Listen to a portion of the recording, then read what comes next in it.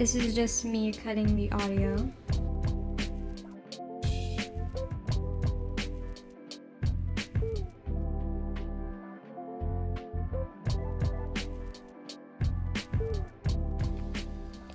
Alright, so basically, oh wait. So you take your clip, slow it down, yeah, and then right before the split of the audio, then you cut the actual clip,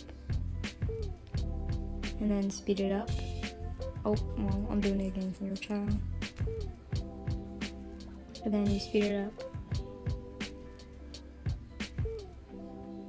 Then right after the cut of the audio, then you cut the clip, slow it down, right before the cut of the audio, clip it, and then speed it up, and then just do that for the rest.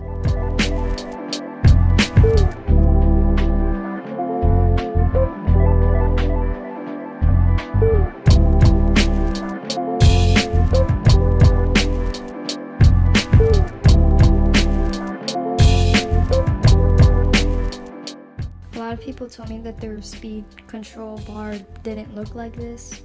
I tried it with the free Q-Cut Pro and it still looked like that, so I don't know how to help you with that problem. I don't know if it's an Android thing either, so if there's any Androids, let me know. By the way, we're not doing anything with the audio, it is just for reference.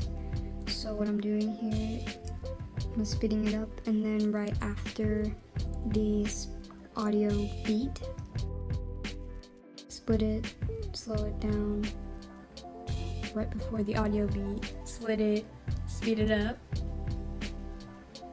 right after the beat, split it, slow it down, so on, so on.